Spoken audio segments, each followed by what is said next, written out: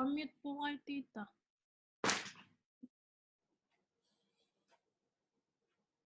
Tita, nakamute ka po.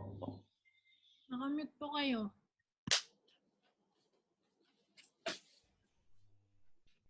Yan. Minute ko nga pala noong nananalangin si Aisha. Okay. So yung mga iba, mag-join na lang sila through the links napadala at sa mga details. Okay, buksan natin ang ating Biblia sa Revelation chapter 11. So yan ang ating pinag-aaralan, no? At napamula na natin itong ating pag-aaral na ito.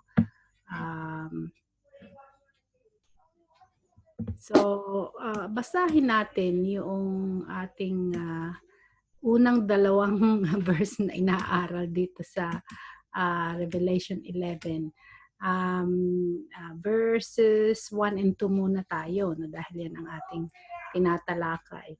Ang unang babasa ay si Rhoda.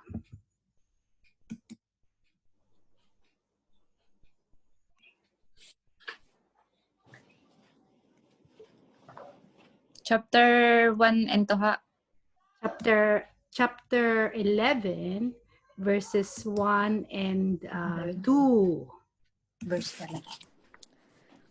At binigyan ako ng isang tambong katulad ng isang panukat at may isang nagsabi, magtindig ka at sukatin mo ang templo ng Diyos at ang dambana at ang mga sumasamba doon. 2. At ang loobang nasa labas ng templo ay pabayaan mo at huwag mong sukatin sapagkat ibinigay sa mga bansa at kinilang yuyurak ang 42 buwan ang banal na syudad. Okay. So, ang akin palang nabuksan ay English, no?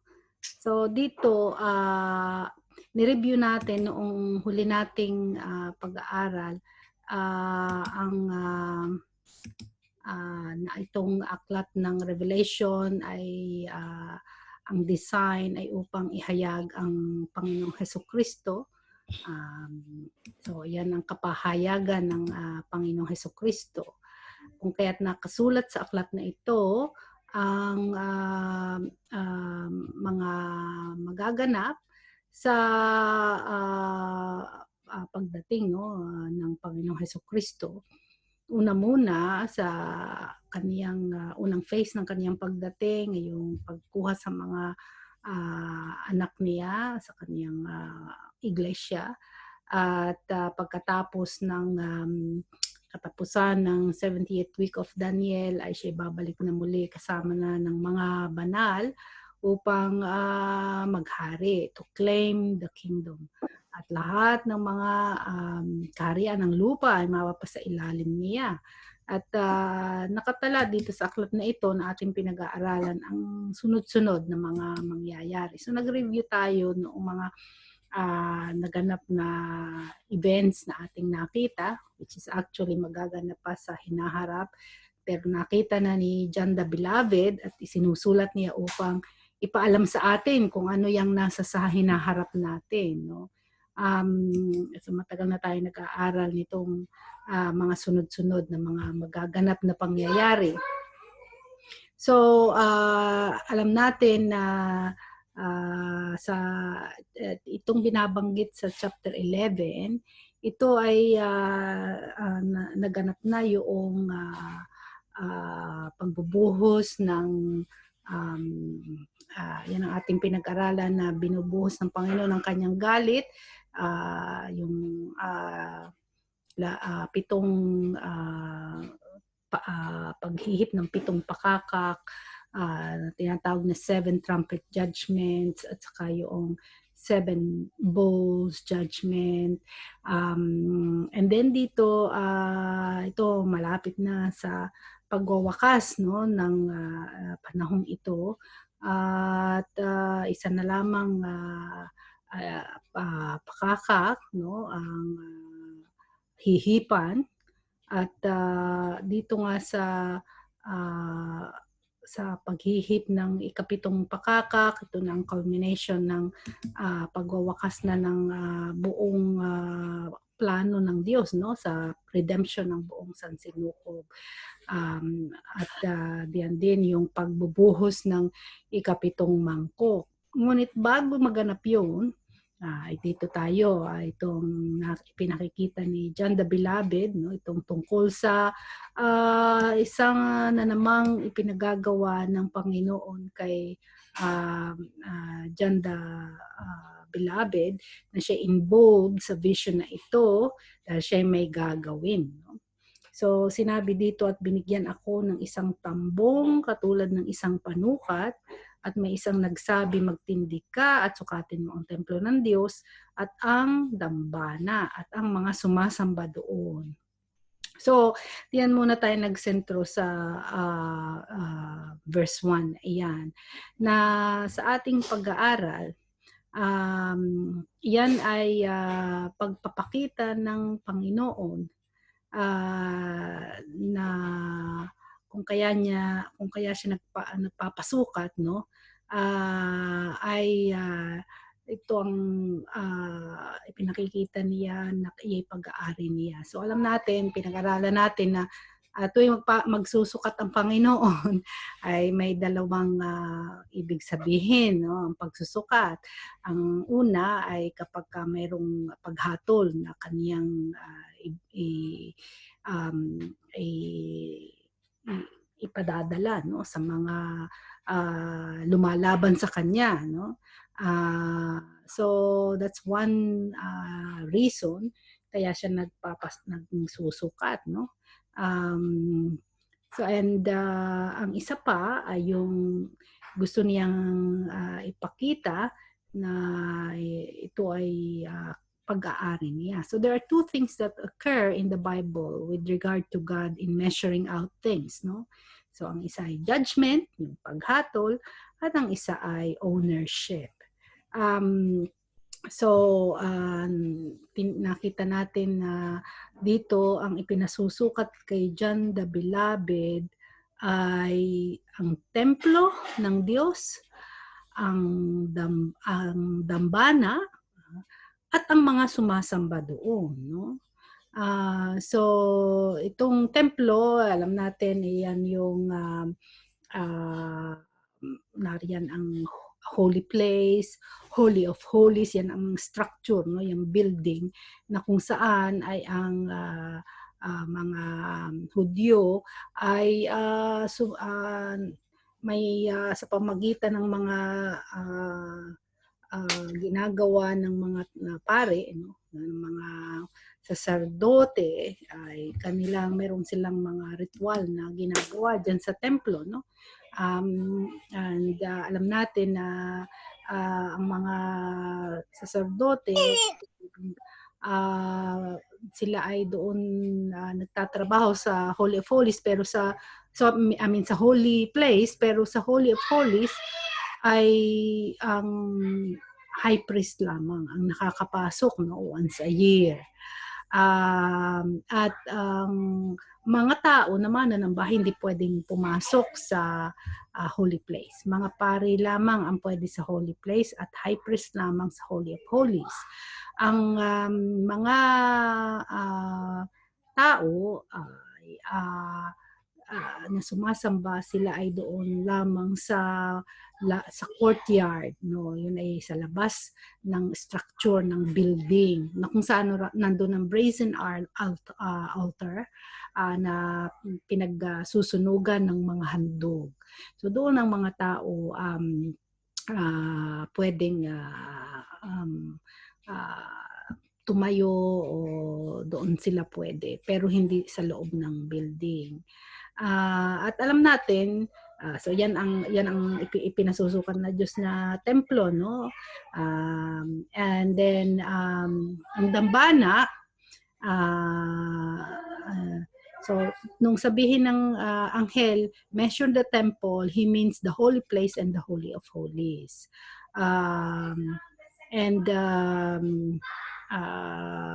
Tong mga sumasamba, ay alam natin kung sino yung sumasamba, no? Yan ay ang mga Hudyo. So, diyan sila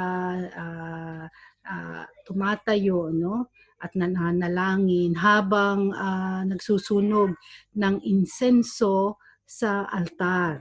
Yan yung altar, no? Yung the altar of incense. At diyan nagsusunog ng insenso ang mga saserdote, at yung altar of incense ay nasa sa may likuran, no, ng holy place. Actually, siya ay malapit na doon sa division ng holy place and holy of holies na na makapal na kurtina, no. At diyan nagsusunog sila ng kamangyan. At habang nagsusunog ng kamangyan ng mga pari, ay ang mga tao naman sa labas ay nananalangin. So na doon sila sa outer court, sa area na doon naroon ang brazen altar. So yung dambana, ayan yung brazen altar na pinagsusunugan ng mga sacrifices ng mga hayop, no. So this implies, that there will be a temple during the last days. Dahil syempre kita ni John the Beloved ang vision, ang kalagayan, no, ng temple area, at ito'y nasa future, no, sa ating pang future. So nagpapakita na matatayong muli, no, ang templo. Sa kasalukuyan walang templo, pero makikita natin dito may templo, no, sa end times. Ipinasusukat kay John the Beloved. At yan din ang ini-imply ng hula ni Daniel, no, sa Daniel 9 verse 27, na ipatitigil ni Antikristo ang mga paghahandog. So ibig sabihin may templo sa panahon ng nitong huling mga taon, no, bago dumating ang Panginoong Hesukristo to establish His kingdom. So ito ang ating tinatawag na the third temple, no. So alam natin yung unang templo sinira ng Babylonia, at ang ikalawang templo sinira ng mga Romans, no. At ngayon ay walang templo, no. Kung kaya't sila ay hindi nakakapaghandog. Matagal na yan, simula pa nung 70 AD, no. So gaya nga ng ating pinag-aralan nung panahon na sinusulat ni John the Beloved, 7 aklat ng Revelation, no? Kasi yan ay, 'di ba, mga 96 AD na ang panahon. Noong isulat niya, nung ibigay sa kanya ng Panginoon ng kapahayagan, nung siya ay nasa sa island sa Patmos, at kanyang isulat ang aklat ng Revelation para sa 6 na iglesia, para sa 7 iglesia. Sa panahon yun, wala na ang templo kasi ang templo ay nasira 70 AD. So wala nang templo. 25 years na wala silang temple. Maging sa panahon ng Panginoong Hesukristo, ay sinabi ito ng Panginoong Hesukristo sa kaniyang mga alagad, no? Na ang templo ay masisira, mawawasak. Tingnan natin itong sinabi ng Panginoon. Matthew 24 verse 2. Si Francis ang babasa.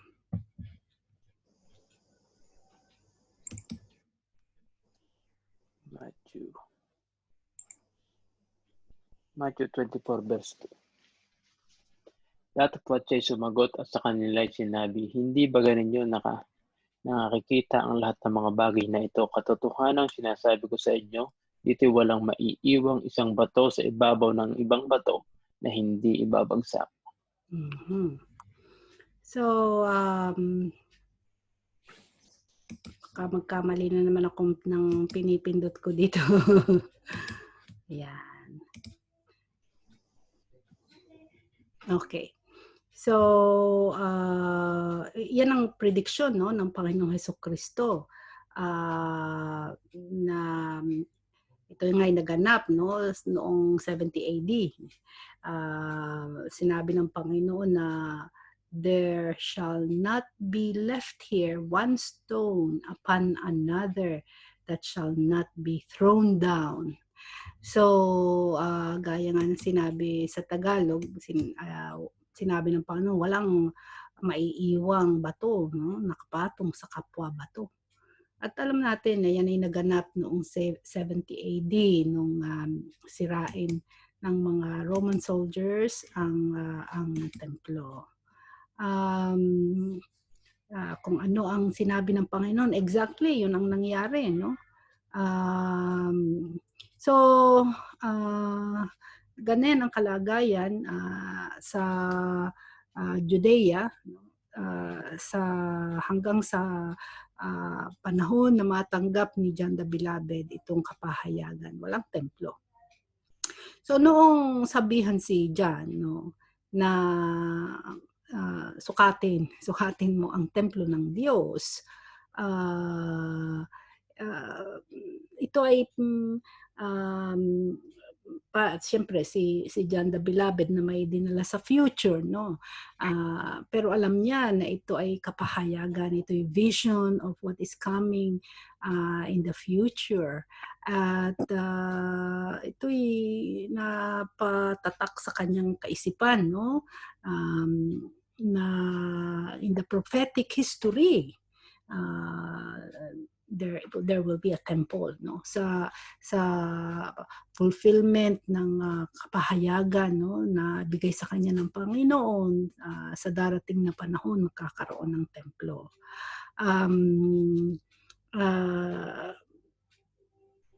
Hindi ito mahirap unawain, no, para kay John.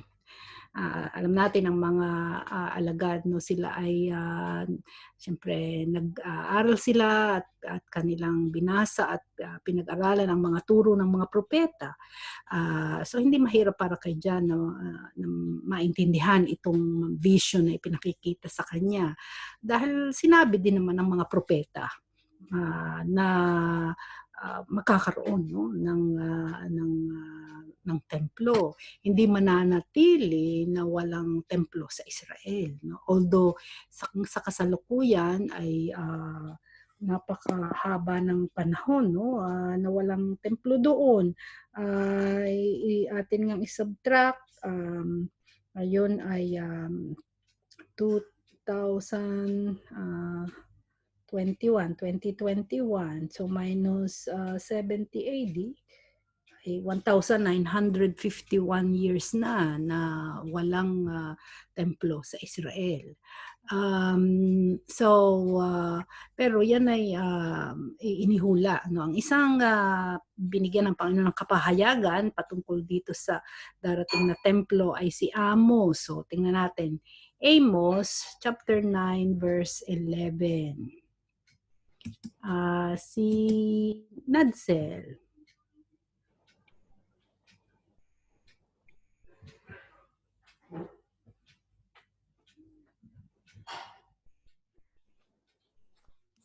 Amos chapter 9 verse 11.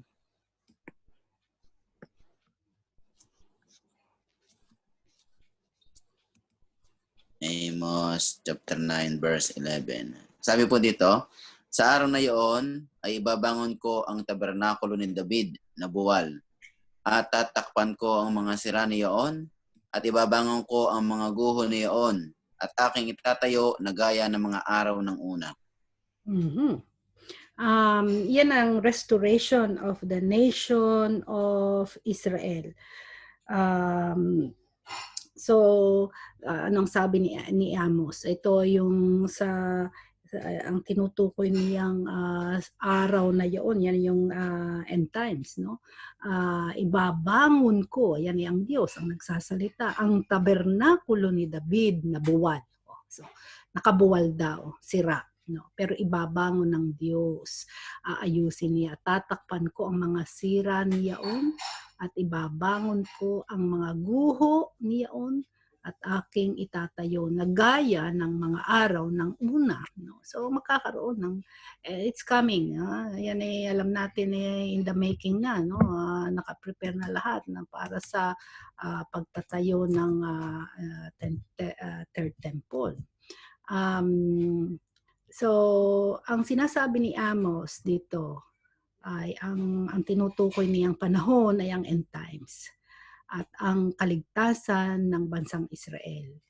Ang sinasabi ng Diyos, kanyang itataas, no? Ang bumagsak, ang ibinagsak na bahay o tabernakulo ni David. And sabi nga, and close up the breaches thereof, and I will raise up his ruins, and I will build it as in the days of old. So, ang sinasabi ng Panginoon, i-restore niya ang lahat ng mga bagay noong una na parte ng panahon ni David. No? Ay sa panahon ni David, may templo. No? So, yan, i-restore ng Panginoon. So, kasama diyan sa panahon, sa time ni David, ang tahanan ng Diyos na kung saan doon sila ay sumasamba. Ang sabi dito sa hula ay ibabangon ng Diyos ang tabernakulo ni David, no? Na buwal. So sinasabi sa atin, no, habang tayo nagbabasa ng Biblia, nalalaman din natin na may templo, na ang templo ay matatayong muli sa mga huling araw. Mayroon pa ring isa pang templo. Bukod doon sa templo during the 70th week, may isa pang templo na sinasabi din ng Biblia sa panahon ng millennium, no? Ng millennial kingdom ng Panginoong Hesukristo. May isa pang templo. Tingnan natin sa Micah 4:1 and 2. Si Vivian.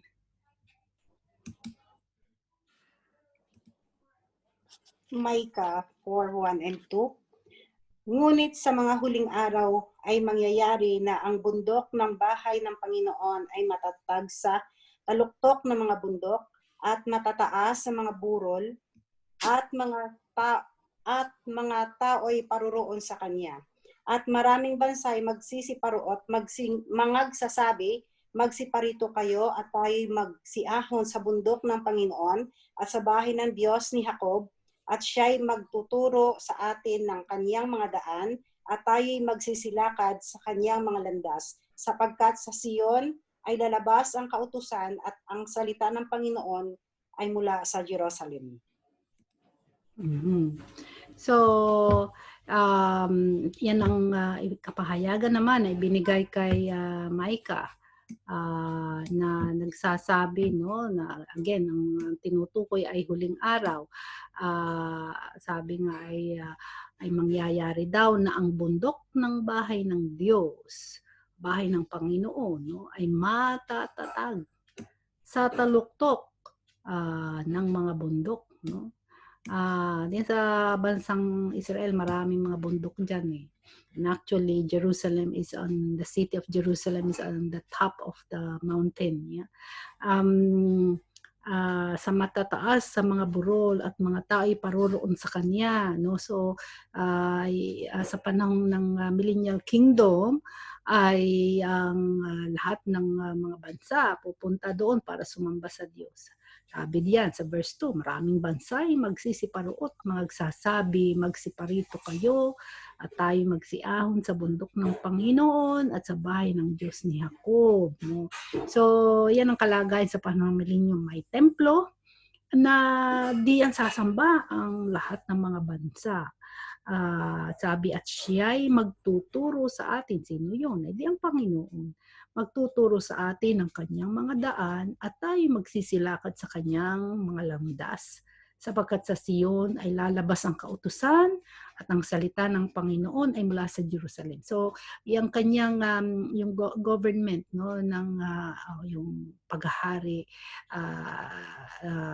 ng Panginoon ay ang directives niyan magagaling sa ang headquarter ay sa Jerusalem, no. Sa kaya sabi diyan sa Sion ay lalabas ang kautusan, no? Lahat ng mga orders kung ano ang patutupad sa panahon ng millennium ay manggagaling doon, sapagkat doon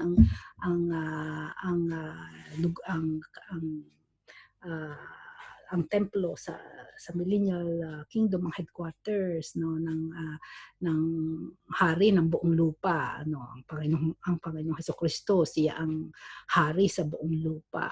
At diyan siya, diyan magmumula ang mga utos, no, at makikita natin na lahat ng mga tao magsisisunod sa kanya. Ito ang panahon ng paghahari ng King of Kings and Lord of Lords sa buong lupa. Tingnan din natin ang sinabi, ang mensahe na ibinigay kay Haggai. Si Haggai, chapter 2, 2-9. Mayroon bang kasama ka, Bibian? Apo, tita, si Ineng. Okay, so dito tayo sa English kasi English ang babasahin. Haggai 2:2-9. Haggai 2:9. 2:9. Speak now to Zerubbabel, the son of Shealtiel,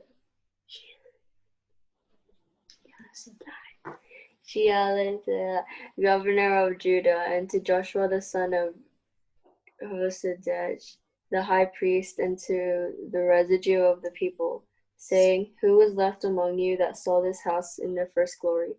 And how do you see it now? Is it not in your eyes in comparison of it as nothing? Yet now be strong, O Zerubbabel, saith the Lord, and be strong, O Joshua, son of Hosadej, the high priest, and be strong, all ye people of the land, saith the Lord, and work. For I am with you, saith the Lord of hosts. According to the word that I covenanted with you when ye came out of Egypt, so my spirit remain among you, fear ye not. For thus saith the Lord of hosts, yet once it is a little while, and I will shake the heavens, and the earth, and the sea, and the dry land. And I will shake all nations, and the desire of nations shall come, and I will fill this house with glory, saith the Lord of hosts. The silver is mine, and the gold is mine, saith the Lord of hosts. The glory of this latter house shall be greater than of the former, saith the Lord of hosts. And in this place which will I give peace, saith the Lord of hosts. Yeah. Thank you, Keisha. So, yan ang tungkol, no, sa templo sa panahon ng millennium. No? Sabi ng pagagandahin niya, no? Sabi niya, the glory of this latter house shall be greater than of the former. Mas maganda pa raw, no? Mas magandang templo sa panahon ng millennium kaysa mga naunang mga templo. So itong tinutukoy dito ay sa panahon ng paghahari ng Panginoon dito sa lupa. Pupunuin ng Panginoon ng kaniyang templo ng kaniyang kaluwalhatian, no? Dahil siya nandito, siya ang hari sa buong mundo. Tingnan naman natin ang sinabi sa Zechariah chapter 6, 12 and 13. Zechariah chapter 6, 12 and 13. Si Marvy?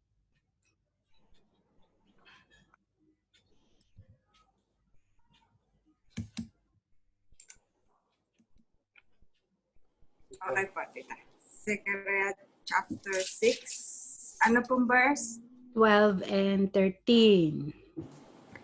At salitain mo sa kaniya na sabihin, ganito ang salita ng Panginoon ng mga hukbo na nagsasabi, narito ang lalaki na ang pangalay Sangga at siya'y sisibol sa kaniyang dako at itatayo niya ang templo ng Panginoon. Sa makatwid bagay, kaniyang itatayo ang templo ng Panginoon at siya'y magtataglay ng kaluwalhatian at mauupo at magpupuno sa kaniyang luklukan at siya'y magiging saserdote sa kaniyang luklukan at ang payo ng kapayapaan ay mapapasapagitan nila kapwa. So sabi, narito ang lalaki na ang pangalay sanga. Yan ay sanga, no? Parang sanga ng puno. Yan ay title ng Panginoong Hesukristo. Sa English, yan ay, ang sabi, and speak unto him, saying, thus speaketh the Lord of hosts, saying, behold, the man whose name is the branch. Kaya tingnan nyo, kaya capital lahat, ang sulat. Ayan kasi ay tumutukoy sa Panginoong Hesukristo. Yan ang kanyang, isa sa kanyang mga title. No? Sabi, and he shall grow up out of his place, and he shall build the temple of the Lord. Even he shall build the temple of the Lord, and he shall bear the glory, and shall sit and rule. See?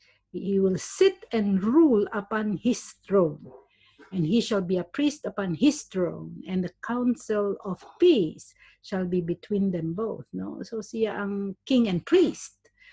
Yan ang Panginoong Hesukristo, na siya ay magro-rule doon sa templo. So yan ang tungkol naman doon sa ika-4, yan ang ika-4 na templo. No? So ang ikatlong templo ay yung matatayo sa 70th week of Daniel, at mayroon pang panibagong templo na matatayo sa panahon ng millennium.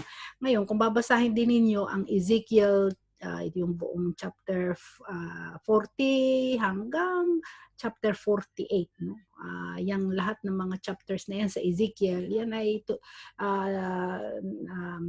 diyan sinasabi ang tungkol sa millennial temple, yung kaluwalhatian, no, nitong templong ito sa panahon ng paghahari ng Panginoong Hesukristo dito sa lupa, no?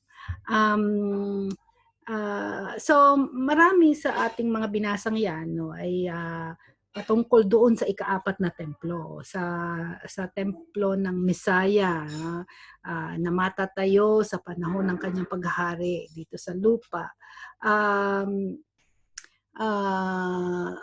Pero sa panahon, no, at the time at which the Jews were living, time in which John was alive, walang templo. No, sa pasimula nung 70 AD nung sirain ng Romans ang templo nila, hanggang sa panahong ito ni John na siya'y nabubuhay, walang templo. Pero sila ay, dahil nga sa mga hula ng mga propeta,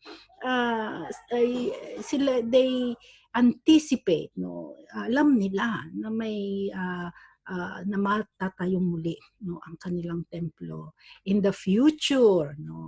Hindi man sa kanilang panahon ay matatayong muli ang templo. And then ito na nga, pinakita na sa kanya mismo kay John the Beloved. So ayan ang medyo advantage ni John the Beloved kaysa ibang mga alagad, no. Dahil ang mga alagad, ang kita lang nila ay yung wala silang templo. Alam nila ang mga hula na sila ay marirebuild ulit ang templo. Pero si John the Beloved, nakakahigit siya kaysa kanila dahil siya dinala ng Panginoon sa future, di ba? Pinakita sa kanya. So nakita ni John the Beloved ang hitsura ng mga susunod na templo sa panahon ng 70th week of Daniel. So, yan, ngayon, sinabi pa sa kanya na sukatin. So, God is measuring a future temple. Kaya yan ipinasusukat ng Diyos kay John the Beloved, itong templo sa panahon, no, ng 70th week of Daniel, sa panahon ni Antikristo, ay upang kanyang proteksyonan, no? So God is measuring a future temple out for protection, no? Kanyang protektahan, no, itong templo na ito. Itong templo na sinusukat ni John, no, ay nasa panahon ni Antikristo, hindi ito yung sa millennial kingdom ng Panginoon. No? So ang sinusukat ni John ay yung templo sa panahon ni Antikristo, no? Sa panahon nitong huling 7 taon, no? Bago ang millennium. Yung templo doon, yun ang ipinasusukat ng Panginoon kay John the Beloved, upang yan ang ipinakikita diyan na pinasusukat kay John dahil sinasabi ng Panginoon, "Yay akin." No? Akin yan. Yung templo na yan ay aking aalagaan, yan ay aking poproteksyonan.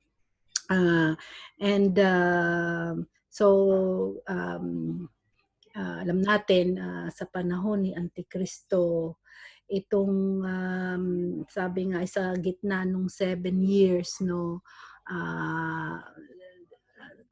ay patitigil ni Antikristo ang mga paghahain, no, at ang mga ritual, at ito'y kanyang ide-desecrate.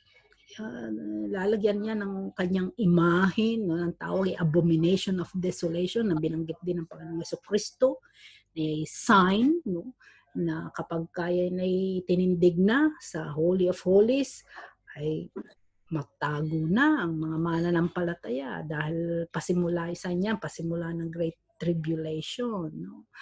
So yan ang gagawin ni Antikristo dito sa templo na ipinasusukat ng Diyos kay John the Beloved. Ngayon isipin ninyo, akala ko it's for protection. No? Yan ay magaganap. Yung titingnan natin, no, sa mga susunod na kabanata kung anong gagawin ng Panginoon diyan kay Antikristo dahil sa kanyang pagsalaula, no, sa pag-aari niyang temple. So it's God will still take over sa sariling kanya, ay kanya, no? Siya ang makakapangyari diyan. Hahayaan niya for a time, no, na iyan ay mapangibabawan, no, ng kanyang mga kaaway, pero yun ay kukunin din niya, no. So basahin natin muli, baka nalimutan na natin yung Daniel 9:27. Yan ay mahalagang prophecy, no? Daniel 9:27. Julian, could you? Daniel 9, opo ate. Daniel 9:27 po.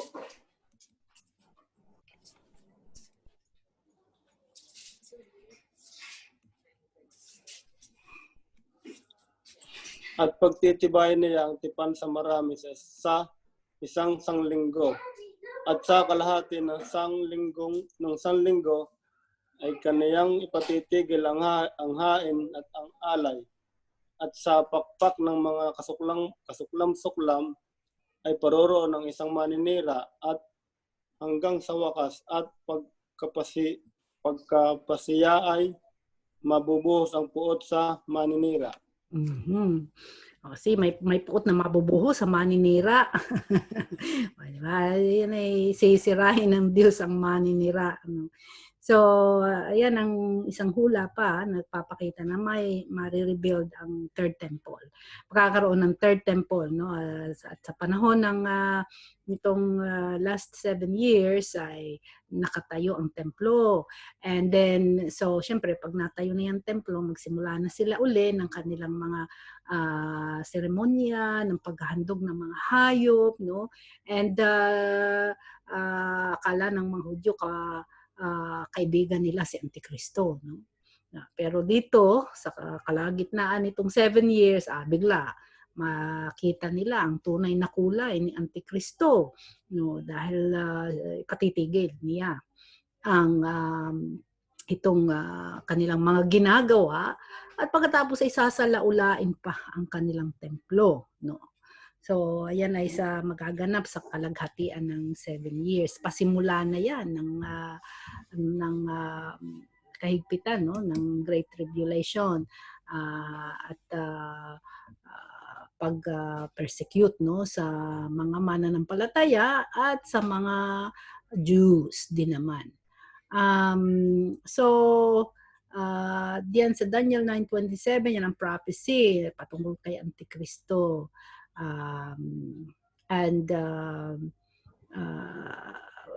Magkakaroon siya ng pact o agreement no sa bansang Israel for the whole 7 years no. Kikilalanin siya na leader ng maging ng bansang Israel ng mga Hudyo, kikilalanin siyang leader no. Pero sa kalagitnaan nga ng 7 taon hindi yan hihiwalay na ang mga Hudyo sa kanya.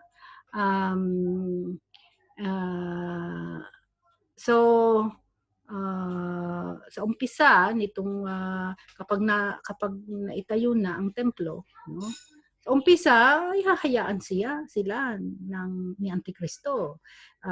Bibigyan ng freedom ang mga Hudyo na sumamba sa kanilang templo. Pero hindi mananatili yung freedom no na ibibigay sa kanila ni Antikristo. Yung pala'y pain lang no para kumagat ang mga Hudyo para tanggapin siya na leader no. Pero hindi magtatagal pakikita rin niya kung sino talaga siya no. At ito yung templo kanyang i-desecrate, lagay niya ang kanyang image there no. At patalsikin niya ang mga Hudyo sa kanilang templo. Siya ang mangingibabaw no. At doon siya i-declare niya ang kanyang sarili no na siya ang Diyos. Kanya siya maghahandog ng mga maling mga handog sa kanyang sarili dahil nga ang kanyang ipakikita sa buong mundo ay siya ang Diyos no. Sinabi nga na ang dami ng araw din tingnan natin Daniel 12 verse 11. Daniel 12 verse 11.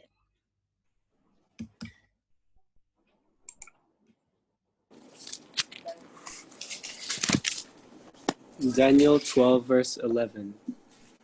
And from the time that the daily sacrifice shall be taken away, and the abomination that maketh desolate set up, there shall be 1,290 days. Tandaan ninyo ang pag-aaral natin dito sa bilang na ito na 1,290 days. Ang pasimula ng bilangan dito ay sa panahon na ipinatigil ang mga sacrifice. Sabi doon sa Daniel 9:27, ang pagpapatigil ni Antikristo sa paghahandog ay sa gitna ng 7 years. Dito naman sa Daniel 12:11 ay mula sa pagpapatigil daw, mayroon pang 1,290 days hanggang sa katapusan no noong 70th week of Daniel.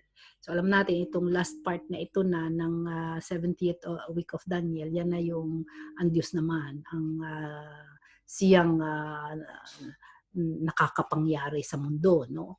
At sa panahon yan si Antikristo at ang mga earth dwellers, yung mga nananahan sa lupa na nagbigay ng allegiance sa kanya ay nananalo na no ng mga ng galit ng Diyos at ng parusa ng Diyos. So pinakikita rin dito sa Daniel 12:11 na mayroong templo talaga na matatayo no. At yan ay sinabi rin ng Panginoong Jesucristo sa Matthew 24:15 na yan nga ang kanyang warning na babantayan ninyo kapag mayroong sabi, when ye therefore shall see the abomination of desolation, pag itinaas na daw ang itong abomination of desolation no, na sinasabi ni Daniel, ay yan na ay sign no, para sa mga mananampalataya na maghanda no, ang kasunod Great Tribulation, maikli lang naman panahon. Then mayroon ding sinabi sa 2 Thessalonians no, 2, 3 and 4. 2 Thessalonians 2, 3 and 4.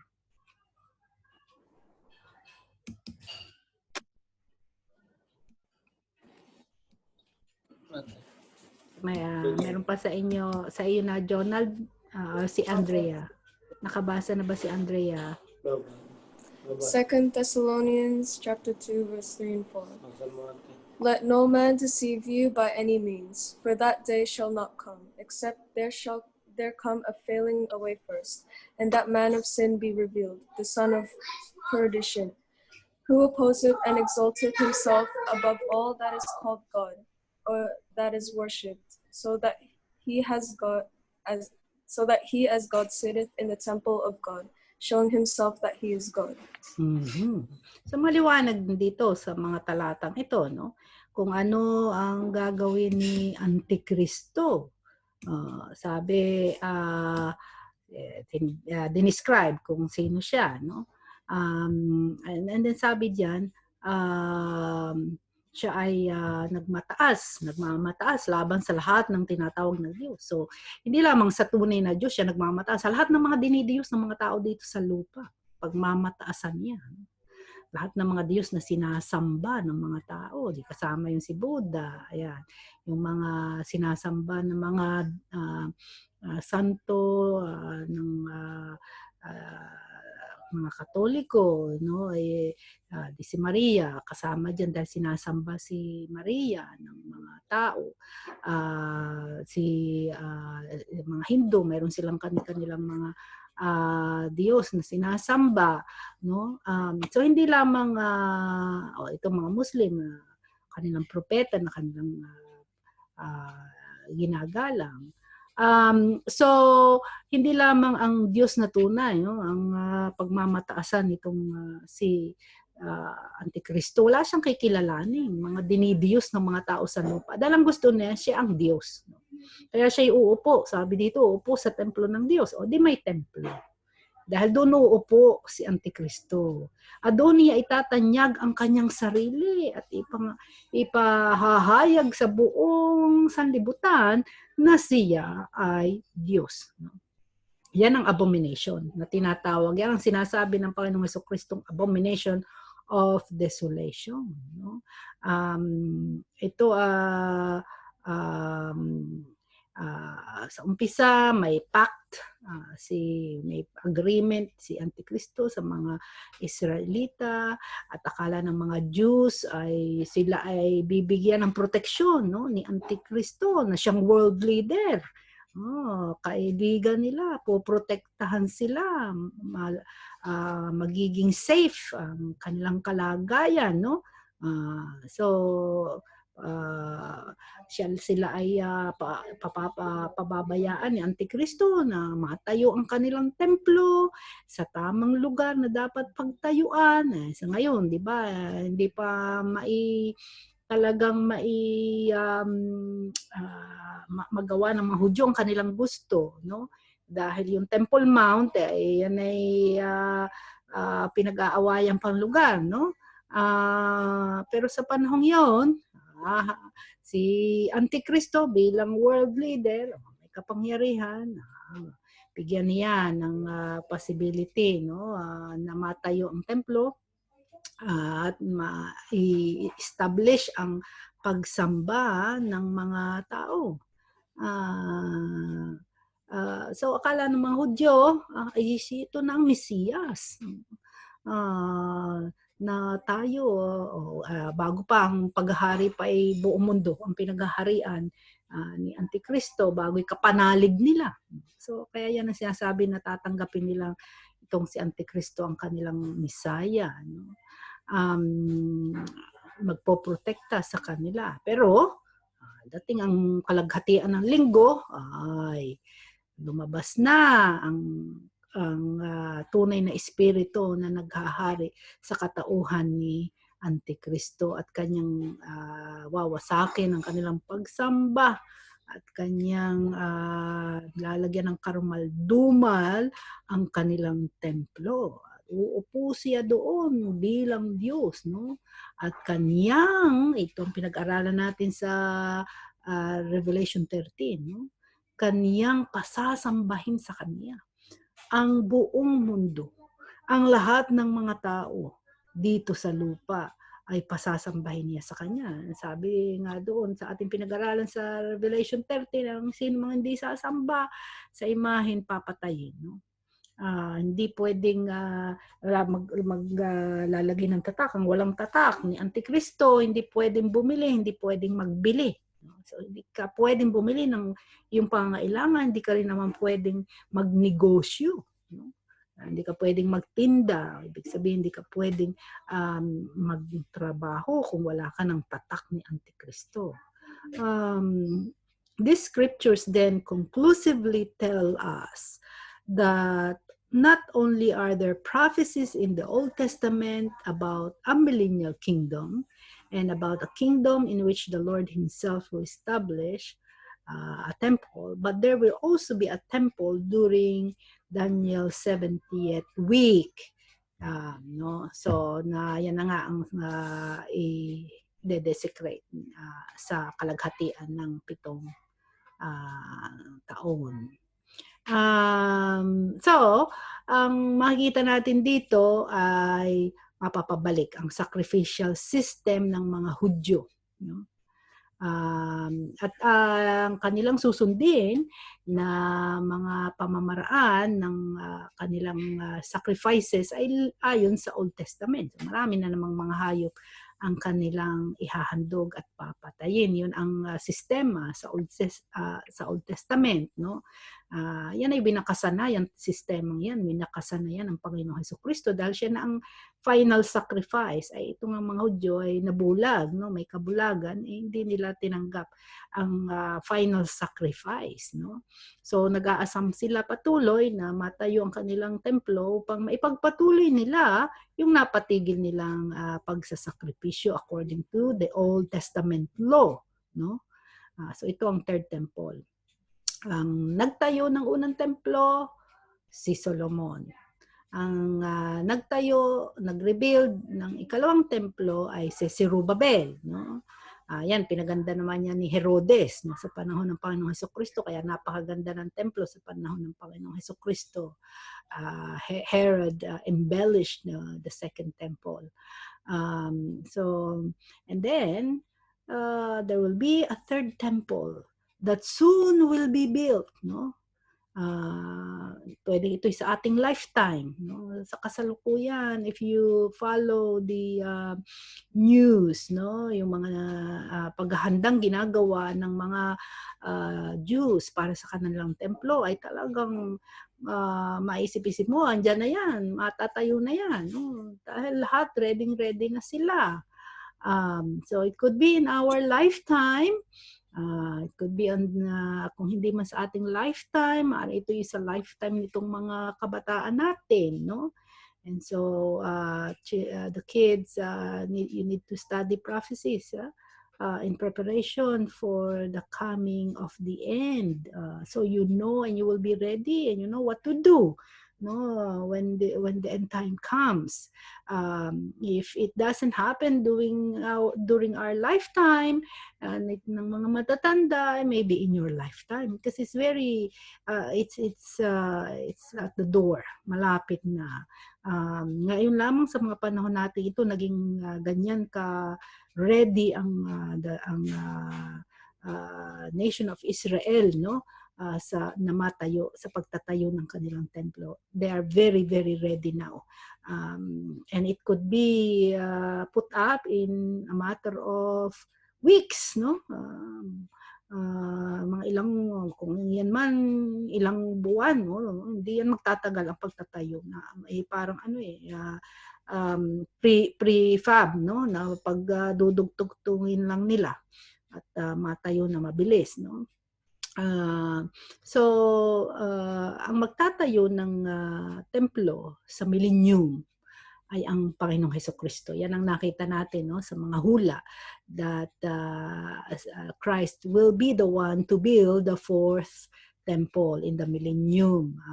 Yan ang description na ibinigay sa atin ng mga propeta, lalo na kung babasahin ninyo ang Ezekiel chapters 20 to 48. No? So, si Kristo ang magtatayo ng ika-4 na templo. Ikatlong templo, ang mga Hudyo pa rin. So, ito ang dream and passion and hope of the Orthodox Jews today. Yan ay kaya sila mayroong ang mga Hudyo ay may fundraising sila eh. Nag-donate, no, ang mga all over the world ay nagdo-donate ang mga Hudyo sa kanilang fund para sa pagtatayo, no, ng kanilang third temple. Dahil lahat yan na nagagamitin sa templo, yari sa ginto, no? So hindi basta-bastang mga utensils at mga instruments ang gagamitin sa loob ng templo. Lahat yan ay puro mamahaling bato ang gagamitin, no? Mostly gold. So sila ay may fund at mayroon silang tinatawag na Temple Institute, no? Doon nila nilalagay lahat ng mga nagawa na nila ng mga utensils, no, na naka-ready to be used in the temple. Sa kasalukuyan may problema, no? Alam natin na yung Mount Moriah, where the Temple Mount is, no, ayan ay occupied, no, ng one of the holiest places.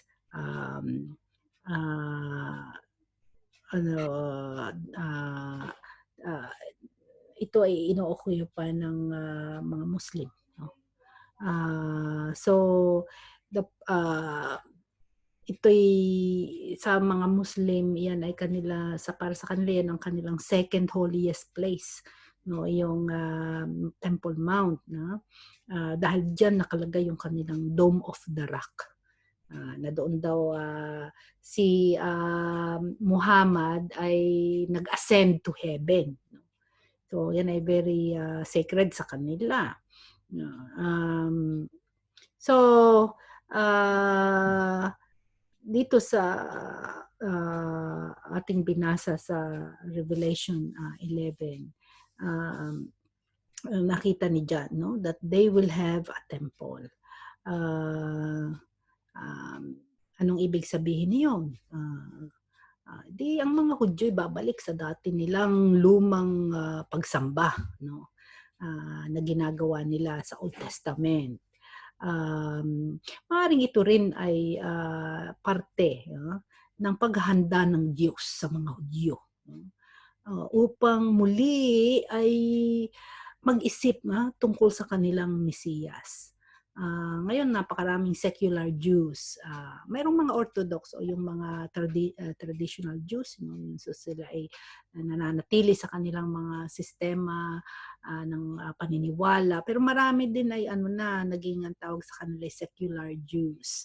Hindi na sila naniniwala at sumusunod sa kanilang mga customs and traditions, no?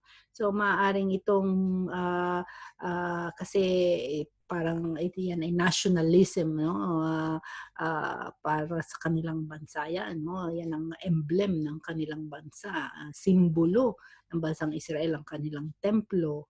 So kung yan matayo ay maaaring sila ay muli mag-isip, no, ng mga bagay tungkol sa kanilang Misaya. Itong mga secular Jews, sila ay nireject na nila yung kanilang mga religious ways at mga discipline nila, no, na pinatutupad ng mga rabbis o ng mga pari nila, no. So humihiwalay na sila sa mga beliefs, practices, no, ng kanilang ng Torah, Torah yung Old Testament at ng mga kautusan, no, sa Old Testament. Humiwalay na sila, hindi na sila sumusunod diyan, no. May mga customary pa rin sila, yung sa kanilang kasalan, mga engagement nila, at saka sila ay meron pa rin yung sa kanila kasi ay arranged marriage, yung mga ganon, sinusunod pa rin nila. Pero sa relihiyon, sila humiwalay na, no. Ang mga Orthodox Jews, yan yung mga kanilang pinahahalagahan pa ang Torah, no. Yan yung written and oral word of God, literally revealed by God to Moses on Mount Sinai, no? Pero alam natin ang kanilang pinaniniwalaan lamang yung Old Testament, no, hindi yung New Testament, no. So Orthodox Judaism therefore advocates a strict observance of the Jewish law or halakha, which is to be interpreted and determined only according to traditional methods and adherence to the continuum of received precedent through the ages. So, itong mga Orthodox Jews, yan ang nananatili, no, doon sa kanilang lumang tradisyon. So, sila actually ang talagang nagpipilit na magkaroon sila ng templo. Pero kakaunti lang ang mga Orthodox Jews, no, sa kasalukuyan. Marami na ay secular, yung humiwalay na, no, tumalikod na dun sa kanilang dating mga paniniwala. Ang karaniwan sa kanila sa mga tradisyon lamang, no, they have forgotten the significance of the sacrificial system. So marami hindi na nga nila naiintindihan yung mga good night, baby. Yung mga pagsisakripisyo ng mga hayop, no. Siyempre, kapag ang magulang ba ay hindi na tinuturo sa mga anak, ay di ang mga nagsilaking anak ay wala nang alaman. Pero, kapag napabalik uli yan, no, at nagkaroon na muli sila ng templo, ay mababalik uli ang mga sakripisyo, no? And because of the love of tradition, they have to face with the fact that they have sins. So, diyan muli, di ba, gaya ng pag-aaral natin, itong pagsasakripisyo ng hayop, nung mag-aral tayo ng bautismo, when we studied baptism, no? It's a teaching aid for the young generation. Kaya sila ay nagsasacrifice ng mga hayop. And anong itinuturo? Yung kasamaan ng kasalanan at ang napaka-destructive na gawa ng kasalanan dahil daming mga hayop ang namamatay dahil sa kasalanan. So it shows how really wicked sin is, no? At ang masamang gawa ng kasalanan sa mundo. No? So yun ang teaching aid na ipinakikita ng sacrificial system. Ngayon, matagal na hindi sila nagsasakripisyo. Kaya ngayon, sila ay marami talagang lumayo na, no? At ngayon ay nakalubog sa paggawa ng mga kasamaan. Wala na ang teaching aid. So maaaring sa panahon na mabalik ang kanilang templo, sila magsimula uling maghandog, yan, ay muli ay ma-revive, no? Yung kanilang pagkilala sa kasamaan ng kasalanan, no? Dahil itong mga kasalanan needs a sacrifice. And those sacrifices which they offer on the altar do not take away sin and do not transform their lives. Kung makilala nila ang nilang mga kasalanan muli, ma-realize nila ay sacrifice na naman kami ng sacrifice. Lagi kami nagsasacrifice. Ibig sabihin ay hindi pa rin mawala ang kasalanan sa aming mga buhay dahil kami ay lagi na lamang nagsasakripisyo, walang katapusang pagsasakripisyo ng mga hayop, pagpatay ng mga hayop para sa ikapagpapatawad ng kasalanan. Perhaps this will prepare their minds, no, sa panahon na muli bubuksan ng Panginoon ng kanilang mga mata at sila ay kanyang ilalapit sa kanilang Mesiyas. Dahil may hula na ang bansang Israel ay maliligtas, no? Mayroong plano pa ang Diyos para sa bansang Israel. Itong alam natin sa panahon itong end times, no, ay pangangaral ang ebanghelyo. 144,000 na mga kalahi nila ang magpapahayag ng ebanghelyo. Mayroon pang anghel, flying angel, no, na magpapahayag din ng everlasting gospel. And then later, pag-aaralan natin, mayroong 2 saksi, no, na magpapahayag din, no, at babahagi, mag-witness, no? Para sa kaligtasan.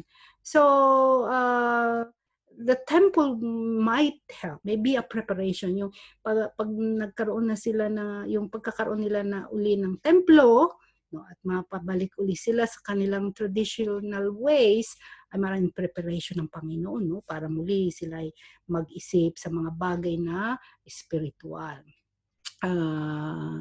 So it may be that this reinstitution of their sacrificial system is what is going to really be a component in God's redeeming the people of Israel. Parang mabuksan uli ang kanilang pag-iisip. Ngayon, they are very materialistic, no, worldly, no. Ang kanilang tradisyon ay parang legend lang sa kanila, walang katotohanan sa kanilang buhay. But maybe, when the temple comes, yan ay paraan ng Panginoon para muli sila ay para sila ay unti-unting mabuksan ang kanilang kaisipan. Kasi may pangako ang Panginoon. Buksan natin Romans 11, 25 to 27. Ang babasa, Jonald, nakabasa ka na? Nakabasa na po ate ako. Okay. Nakabasa na po kami lahat din. Sige. So, ang sunod, Kate. Romans 11, 25 to 27.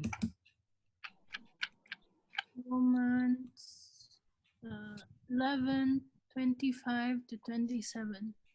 For I would not, brethren, that ye should be ignorant of this mystery, lest ye should be wise in your own conceits, that blindness in part is happened to Israel, until the fullness of the Gentiles be come in. And so all Israel shall be saved, as it is written, there shall come out of Zion the deliverer, and shall turn away ungodliness from Jacob. For this is my covenant unto them, when I shall take away their sins. Mm-hmm. So yan ang maliwanag, no, na pangako ng Diyos. May plano pa siya sa bansang Israel. Alam natin na sa kasalukuyan, no, ang iglesia, pinag-aaralan natin ng iglesia, yan yung kalipunan ng mga tao na sumampalataya sa Panginoong Hesukristo from different nations, from different tribes, different tongues. Lahat ng tao, anumang lahi, anumang wika, anumang bansa, na sumampalataya sa Panginoong Hesukristo ay miyembro ng iglesia o katawan ni Kristo na pinag-aralan natin sa Ephesians na pinili na ng Diyos bago pa itinatag ang sanlibutan. Of course, parte din ng iglesia ang mga Jews, itong mga ilang mga Jews, no, na nananampalataya, no. Hindi naman zero na wala nang nananampalataya na mga Hudyo through the ages, no. Mayroong pa ilan-ilan, no, ng mga Hudyo na nananampalataya at sila'y nakakabilang sa iglesia, no. So ang iba nagtuturo na it's only the church, that the church replaced the nation of Israel. So sa kanila sinasabi nila tapos na ang panahon ng mga Hudyo. You had your time and that's it. It's over. Ngayon ang panahon ng church hanggang sa katapusan na ng sanlibutan. But it's very clear here na hindi pa tapos ang Diyos sa bansang Israel, no? May plano pa ang Diyos sa bansang Israel. Yan ang sinasabi ni Pablo dito, sapagkat hindi ko ibig mga kapatid, no? Ang tinuturuan niya yung mga mananampalataya sa Roma, ito ay para din sa ating lahat, no? Hanggang sa ating panahon ngayon. Hindi ko ibig mga kapatid na di ninyo maalaman ang hiwagang ito, hiwaga daw, no? Baka kayo'y mga marunong sa inyong sarili, mga hakan, ang katigasan ng isang bahagi ay nangyari sa Israel hanggang sa pumasok ang kapunuan ng mga hintil, no? So, itong tinatawag na blindness in part. nagkaroon ng kabulagan, no? Sabi that blindness in part is happened to Israel until the fullness of the Gentiles be come in. Ito yung mga dami ng mga hintil na pinili ng Diyos upang makabilang sa kaniyang iglesia, no? So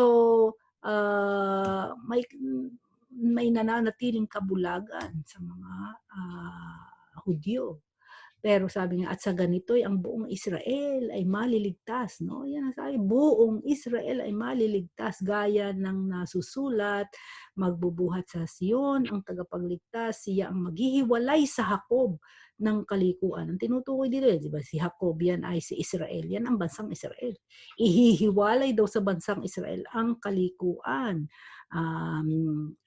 Ito ang aking tipan sa kanila. Ya'y tipan ng Diyos sa bansang Israel. Pagka-aalisin ko ang kanilang mga kasalanan. No? So yan ay pangako. Ang Diyos ay mayroong covenant. May pakikipagtipan sa bansang Israel na hindi niya pababayaan, no, na ang bansang Israel. Hindi pa siya tapos sa bansang Israel. Kapag nakuha na ang dami ng bilang ng mga hintil, no, hanggang sa panahon na itinakda, ay ang sabi nga ay maliligtas ang buong Israel. Of course, aalsin muna ang mga rebelde. No? May mga rebelding aalsin. Dahil sinabi sa Zechariah ay 1/3 1/3 ng buong lahi ang maliligtas. Ay di ang rebelde 2/3. No? So aalsin muna ang rebelde. And then, ang buong Israel, kapag naalis na ang rebelde minus the rebels, no, ay maliligtas. So, as the temple begins to work, kapag nasimula na tayo na ang templo, nagsimula ng mga gawain sa templo, no? The Jews start to move back toward Jehovah. So muli mabubuksan ang kanilang isip sa pagtatapat sa Diyos, no? At magkakaroon na naman sila ng interest, no, sa mga bagay na patungkol sa Diyos. Ngayon, sa gitna ng 7 taon, bigla patigil ni Antikristo lahat ng kanilang in-establish na mga pagsamba at pagsasacrifice. Pagkatapos ay kaniyang lagyan ng imahin ang kanilang templo, no? Tigil ang worship. Tapos pati mga Hudyo kaniyang uutusan na siya ang sambahin. So kita din natin, no, na may katulong, may kanang kamay itong si Antikristo sa kanyang mga gagawin ganito, no? Review natin Revelation 13, 14 and 15. Yan si false prophet ng kanyang kanang kamay. Mayroon pa sa inyo mahin dyan, Manny?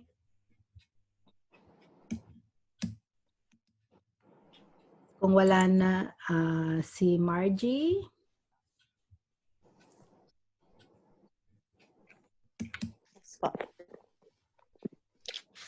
Revelation 13, 14 po at 15.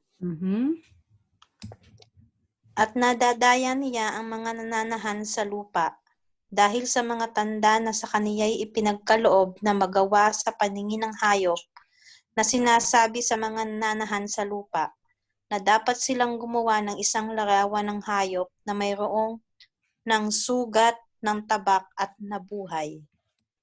15.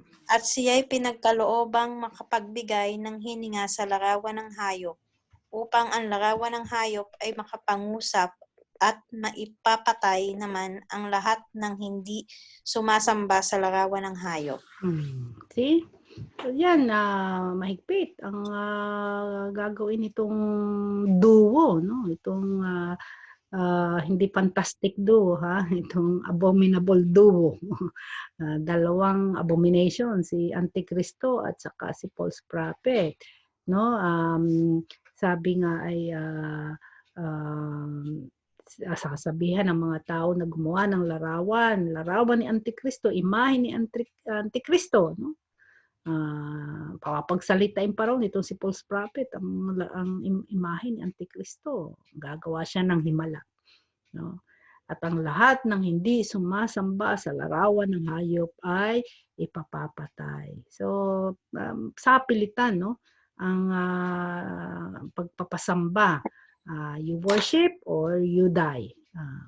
So, kapag in-institute uli yung Judaism, no, sa templo, to pag-aalabin ang puso ng mga Hudyo, no, patungkol sa Diyos, magkakaroon ng refocusing, at ito'y magiging reality sa kanila. Tingnan natin sinasabi sa Zechariah 12, 10 to 12. Zechariah 12, 10 to 12. Sino pang hindi nabasa? Nakabasa na ba kayo, Francis and Rhoda? Nakabasa na ha. Okay. So, si Sen, hindi pa nakakabasa si Sen. Zechariah 12, 10 to 12. Zechariah 12, 10 to 12.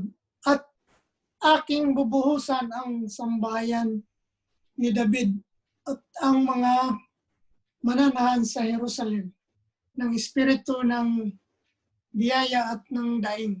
At sila'y magsisitingin sa akin na kanilang pinalagpasan at kanilang tatangisan siya na gaya ng pagtangis sa bugtong na anak at magiging kapanglawan sa kanya na parang kapanglawan sa kanyang panganay. 11. Sa araw na iyon ay magkakaroon ng malaking pagtangis sa Jerusalem na gaya ng pagtangis kay Adad Rimon sa libis ng Megiddo. 12. At ang lupain ay tatangis bawat angkan ay bukod. Ang angkan ng sambahayan ni David ay bukod at ang kanilang mga asawa ay bukod. Ang angkan ng sambahayan ni Nitan ay bukod at ang kanilang mga asawa ay bukod. Mm-hmm. So, sabi diyan, aking bubuhusan ang sambahayan ni David. This refers to the nation of Israel, no? At ang mga mananahan sa Jerusalem, bubuhusan daw ng Diyos ng espiritu ng biyaya. No? Ang Diyos mismo ang kikilos at magbubukas sa kaisipan ng bansang ng mga Hudyo. Sabi, at ang mga mananahan sa Jerusalem, bubuhusan daw ng espiritu ng biyaya at ng daing. At sila'y magsisitingin sa akin na kanilang pinalagpasan. Let's read that in English. It's clearer in English, no? Sabi doon, and I will pour upon the house of David and upon the inhabitants of Jerusalem the spirit of grace and of supplication. And they shall look upon me whom they have pierced. No? Tagalog, pinalagpasan, di natin naiintindihan yung, ba yun, nilagpasan, dinaanan, o ano. No, ito yung ibig sabihin, pinako, no? Sinaksa, tinulos, no? Sabi nga ay sa English, and they shall look upon me whom they have pierced. O, sino ba yun na kanilang ipinako, kanilang sinaksak? Ay di ang Panginoong Hesukristo. Sabi ng Panginoong Hesukristo, titingin sa kanya, no, itong bansang Israel, and they shall mourn for him as one mourneth for his only son. Marirealize nila. Ito sa panahon na patigil na ni Antikristo, no, ang mga rituales at sakripisyo sa templo, they will realize who Antichrist really is. Akala nila tagapag protector nila, no, at supporter si Antikristo. Yun pala, kay Diablo si Antikristo. And then dahil sa nagaganap nilang mga paghahandog, pag-sacrifice, na buksan uli ang kanilang isip patungkol sa mga gawain ng Diyos, no, and then that will be the time that God will open their minds, no, and sabi dito ay ibibigay niya ang spirit of grace and supplication, and they will look at Christ, no, na kanilang ipinako sa krus. At anong kanilang gagawin? They will mourn. No? Naroon ang pagsisisi. No? As one mourneth for his only son, and shall be in bitterness for him, as one that is in bitterness for his firstborn. So, yun, ma-realize nila yung kanilang ginawa na sa kanilang Mesiyas. No? Yung kanilang Mesiyas ay dumating, hindi nila kinilala, sa halip kanilang ipinako sa krus. So, ma-realize nila yan. So, basahin din natin, Zechariah 13:1. Si Aisha na. Wala yata si Ruben, ano? Baka panggabi. Hindi po makapasok, tita. Wala pong signal. Oh, kawawa naman si Ruben. Pwede niyang panoorin ang recording. Ano? Okay, si Aisha. Aisha, nakabasa ka na ba? Hindi pa po, tita. Okay. Zechariah 13:1. Zechariah 13:1. Sa araw na iyon ay mabubuksan ang isang bukal sa sangbahayan ni David at sa mga mananahan sa Jerusalem, sa kasalanan at sa karumihan. May mabubuksan daw bukal, no? Sa sambahayan ni David at sa mga mananahan sa Jerusalem. So you will see all of this is about Jerusalem, the nation of Israel, no? Ito, ang tinutukoy nito sa huling araw, no? Ito sa panahon, 70th week of Daniel. No? So, sa English, sabi, in that day, there shall be a fountain opened to the house of David and to the inhabitants of Jerusalem for sin and for uncleanness, no? So, makikita nila ang kanilang kasalanan, no? At sila'y magpapahuga sa Panginoon, no? So perhaps what's going to happen is that they go back to the temple, they go back to focusing on what's happening in the temple, and seeing what's going on brings the reality back that they need a redeemer, no?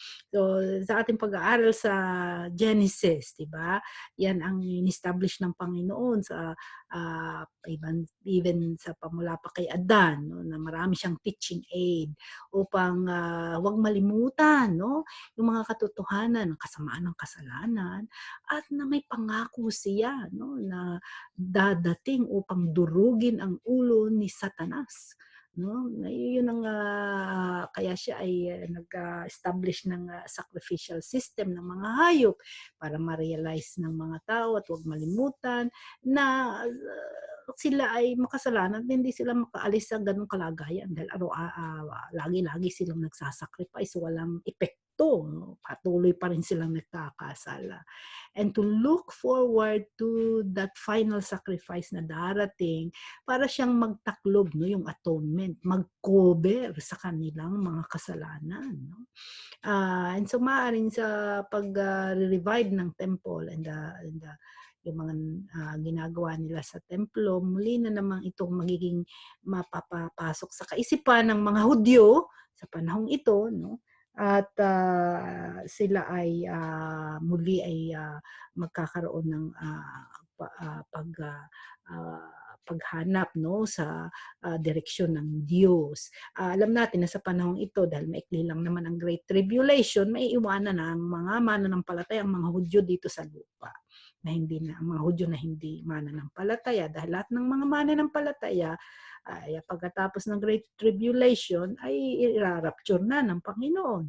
So itong bansa na may covenant ang Panginoon sa kanila, may pangako maiwan dito, no, sa lupa, at sila ay makakasama sa mga magdadanas ng galit ng Diyos, ng parusa ng Diyos. Dito makita natin nga doon sa isang talata that they will look at Christ whom they have pierced, no? Maririnig nila ang mga pagtuturo ng 144,000. So kaya sabi ng anghel, go. Sabi ng anghel kay John, go measure, no? Iyong sukatin, no, ang templo, because God is going to do something in this place. May gagawin pa ang Diyos, no, doon sa Israel. Hindi pa siya tapos. Kaya ipinasusukat niya kay John the Beloved, no? Ito'y pagpapakita na yun ay kanya pa rin, na yun ay mayroon siyang planong gagawin, hindi pa siya tapos. Mayroon pa siyang gagawin para sa bansang Israel, no? At kanyang gaganapin, no, ang kanyang layunin, no? Yun ay yung lugar na yun ay magiging kanya.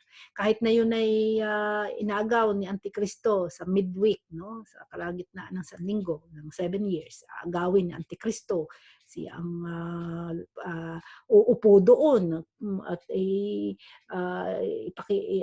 kukunin niya ang posisyon ng Diyos, no? Pero ayan ay kukunin muli ng Panginoon sa kanya, no? Ayan ay magiging lugar ng Diyos at kanyang gaganapin ang kanyang layunin, kung ano ang kanyang nais gawin, no?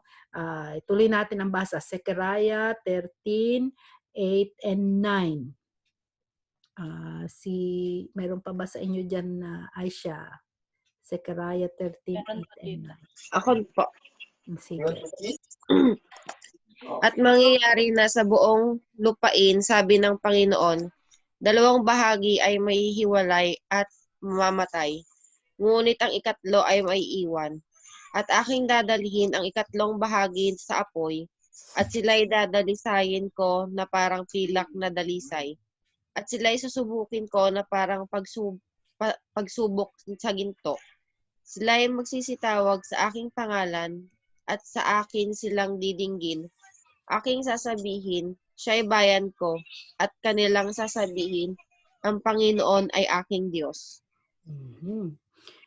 So diyan, sabi, at mangyari na sa buong lupain, sabi ng Panginoon, 2 bahagi ay mahihiwalay at mamamatay, ngunit ang ikatlo ay maiiwan. Ito ang sinasabi ko sa inyo, no? In English, for the sake of the kids. And it shall come to pass that in all the land of Israel, saith the Lord, 2 parts therein shall be cut off and die, but the third shall be left therein. So ito ang sinasabi na sa panahon yun, no? 2/3 ay mawawala, mamamatay, no? Alsin ng Panginoon. Ang matira lang, ang kanyang pinili, 1/3, no? At yung 1/3 na yon, sabi, I will bring the third part through the fire and will refine them as silver is refined, and will try them as gold is tried. They shall call on my name, and I will hear them. I will say, it is my people, and they shall say, the Lord is my God. So, yung matitira na 1/3 ng bansang Israel, pag naalis na ang mga rebelde, no? Ayan, kikilala sila sa Panginoon. Actually, ang chapter 14, kung babasahin nyo si Zechariah chapter 14, it's about the final coming of Christ, no? Yan ay patungkol sa yun ang pagbabalik ng Panginoon Jesucristo para i-establish ang kanyang kingdom. So the measuring out of the temple is saying that God has plans for it. May plano ang Diyos, no? Diyan sa lalabas na third temple at sa bansang Israel. At ang plano ng Diyos ay para sa layunin niya ng pagtubos, no, sa Israel. Isipin niyo, no, ito si John the Beloved, no, binigyan siya ng tambo na pansukat, no. At ito ang ipinakikita ng ibig sabihin ng ipinagagawa sa kanya ng Diyos na pinasusukat ang templo, na ito ay yung pangako, no, na plano ng Diyos na pagliligtas sa bansang Israel. So ito magandang balita para kay John, no. Na ang bansang Israel ay hindi tinalikuran ng Diyos. Sa halip, ang kaniyang mga pangako, no, na ginawa sa panahon ng Old Testament ay matutupad, no? Magkakaroon ng future temple, hindi lamang yung millennial temple, no, pero yung templo sa panahon ng nitong 7 years ni Daniel, no, 70th week of Daniel, At sa panahong yan, no, although yan ay ang pahuli niyan ay ito ng paghatol ng Diyos, no, ng kanyang galit, although yun ang parte ng panahong yan, no, still the promise of God will be fulfilled para sa bansang Israel. Now alam natin, no, na ang Diyos nagtatatak, no, ng mga tao para hindi sila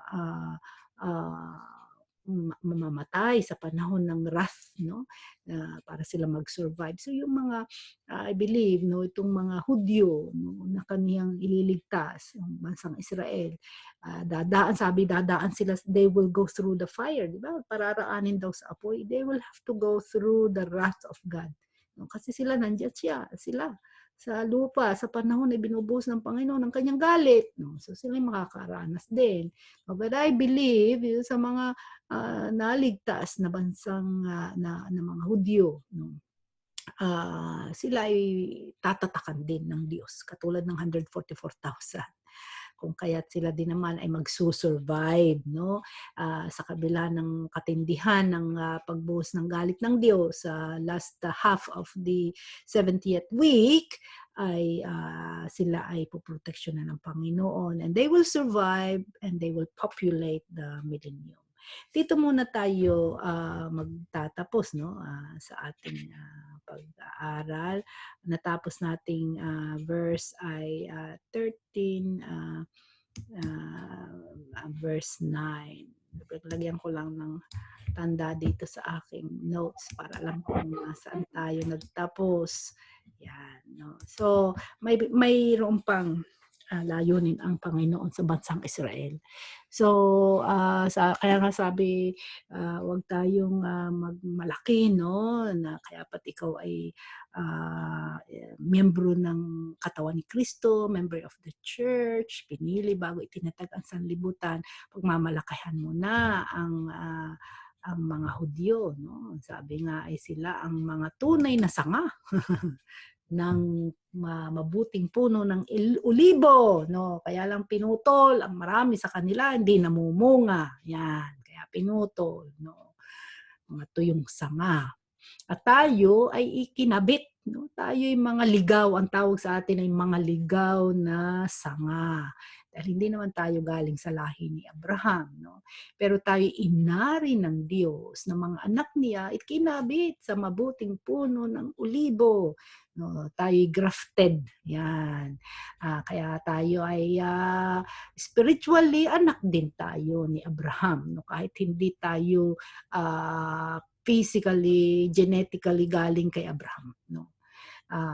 Dahil tayo grafted, ikinabit tayo sa puno at ating nai-enjoy, no, yung promise, no, ng Diyos kay Abraham. Pero hindi natin dapat pagmalakihan, no, ang bansang Israel. Dapat natin silang ipanalangin. Dadating ang panahon, no, that God will fulfill His promise, no, ng kaligtasan para sa bansang Israel. Okay, do you have any question? Tita, may tanong po ako. Okay. Paano po, di ba po 1/3 ng Israel ang maliligtas? Paano po yung mga namatay na Israelites? Ay, hindi na maliligtas ng matay na. So yung sa mga matitira lang po na 1/3 na sa millennial, sa end times, yung maliligtas. Yung mga namatay na po, wala na po. Ay, wala na. No, dahil we have to understand that all through the ages, no, ay meron din namang mga sumasampalataya. Ay, sino kang naghatid sa atin ng mabuting balita? Sino ang sumulat ng Biblia? Di kayo mga Jews. Si John the Beloved ay Jew, di ba? Si Paul ay Jew. Ang mga sumulat ay mga Hudyo. And then sila ang mga nagpasimula ng unang iglesia, mga Hudyo, di ba? Gentile Hudyo, ang unang church, na-establish na church. Kumalat ang mabuting balita sa mga hintil sa pamamagitan ng pagmimisyon, no, ni Pablo at ng ibang mga tagasunod ng Panginoon, nakasama ni Pablo at lumaganap sa buong lupa, no? And then, alam natin na hindi mo naman masusubaybayan lahat yan dahil nangalat nga ang mga Hudyo sa buong sanlibutan. And I believe that mayroong mga pinili ang Panginoon through the ages, no? Parang katulad din sa mga Pilipino. Hindi naman lahat ng mga Pilipino ay naligtas, no? Paano yung mga Pilipino na namatay, na hindi sumampalataya through the ages, hindi ligtas, no? So, mangingibabaw pa rin yung ating pag-aaral noon sa Ephesians, no? Chapter 1, ang Diyos ang napili. So, may pinili siya sa bawat lahi. And siya din ang nagtakda ng mga panahon kung kailan kikilala sa Kanya, kung kailan maliligtas. So, I believe all through the ages, mayroong mga Jews na nakakilala, kumikilala sa kanilang Messiah. Isa na nga dyan ay si Amir Charparty, di ba? Nakikinig kayo kay Amir Charparty. Siya ay Jew, no? Nakatira siya doon malapit sa Megiddo. Malapit doon ang kanyang bahay. So siya ay Christian, and then marami pa rin, no? Kahit yung ibang mga Hudyo na hindi pa bumalik sa Israel, na natili sa Amerika, sa mga bansa na kanilang kung saan sila napadpad, no? May mga churches sila, no? Ang tawag sa kanila ay Messianic Jews. You can actually find them in YouTube if you type Messianic Jews, no? Makikita mo yung mga videos, no, ng kanilang mga pagtuturo, no, na sila ay kumikilala sa Panginoong Hesukristo, pero hindi buong bansa. Hindi buong bansa. Ngayon ang bansang Israel is very secular, no? Hindi buong bansa ay kumikilala sa Panginoon, lalo na yung mga Orthodox Jews, no? Actually, kung yung meron akong pinakinggang debate, no, between Messianic Jew, Messianic Jew, ibig sabihin Jew na kumilala sa Panginoon, at Orthodox Jew. Pareho silang Jew, nag-debate, no? Pinagdedebatihan nila ang Panginoong Hesukristo. Naku, ay talagang makikita mo ang pagkaayaw nitong Orthodox Jew kay Kristo, no? Kahit ipinakikita sa kanya nitong Messianic Jew, mismo sa Old Testament, ang mga kapahayagan na tumuturo sa Panginoong Hesukristo, ay ayaw niyang pakinggan, no? So, yan, rabay yun eh. Siya ang leader, tagapagturo, no, itong Orthodox Jew. It's good to watch those things so you understand kung ano ang kaisipan nitong mga Orthodox Jews patungkol sa Panginoong Hesukristo. Minsan sabi ko, naku, magtahandaan ka na pagsalita para sa isip ko lang, no? Mga sinasabi mo patungkol sa Panginoong Hesukristo, wala silang galang sa Panginoong Hesukristo. And actually, mayroon silang kakaibang istorya patungkol sa kung saan ang galing ang Panginoong Hesukristo. Sa kanila, sabi nila, ang Panginoong Hesukristo daw ay bastard son of Mary dahil nabuntis daw ng isang Roman soldier, si Mary, at ang naging bunga ay ang Panginoong Hesukristo. Very, talagang blasphemy ang kanilang paniniwala tungkol sa Panginoong Hesukristo. So, it's good to understand kung ano ang tingin ngayon, no? Ito, lalo na yung mga Orthodox Jews, traditional Jews sa Panginoong Hesukristo. Talagang hindi nila kinikilala ang Panginoon. Naniniwala silang nabuhay ang Panginoong Hesukristo dito sa lupa 2,000 years ago, pero as a man, no? Tao lang, no? Maaaring nagtuturo, teacher, pero hindi nila pininiwala na siya ang Mesiyas. And yet, mayroon din namang mga Messianic Jews na sa kanilang pag-aaral ng Old Testament, ang mga Jew ay hindi sa New Testament nakakilala sa Panginoon dahil hindi nga sila naniniwala sa New Testament. So ang kanilang pagkaunawa sa Panginoon nakikita nila sa Old Testament. No? So you can actually explain the gospel to someone without using the New Testament, lalo na sa mga Hudyo. Dahil alam nila ang Old Testament eh. Pwede mong ipakita si Jesus Christ sa kanila na ang gamit mo lamang ay Old Testament na mga scriptures, no? At diyan maraming kumikilala na sa kanilang pag-aaral at pagkaunawaan, no, na binibigay ng Panginoon sa kanila. Nakikita nila na ito ang sinasabing Messiah na dadating ay na-fulfill na ni Kristo. So marami all over the world na mga sa kasalukuyan ng mga Jews na mananampalataya. Pero hindi buong nation. Ngayon, i-expect mo buong nation kasi galing sila sa lahi ni Abraham. Sila ang chosen na bansa. Iisa lamang ang piniling bansa ng Diyos dito sa mundo.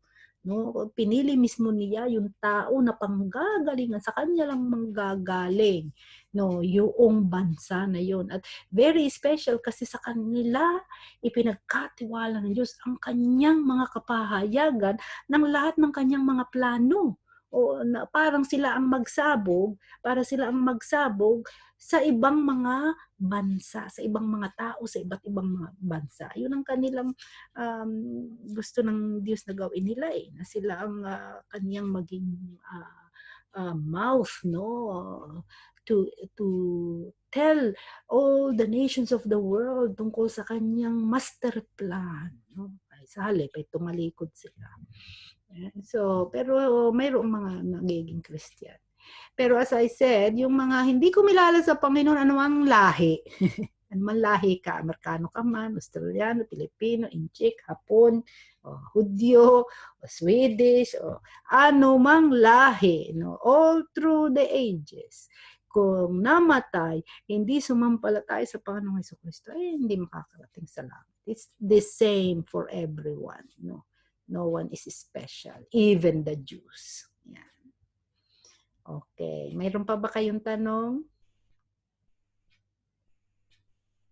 Any more question? Wala yata si Papa mo, Aisha, ano? Andito po, tita. Nandiyan ba? Hindi lang nakabasa. Naubusan ng mga talata. Next time. Okay. So magwakas na tayo sa panalangin, no?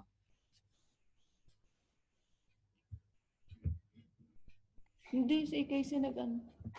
Si Papa po ang siya po ang ini-assign ni Casey. Si Leo yata ang magwawakas, no? Okay, maybe we will pray. Be quiet. Keep quiet. Unmute na.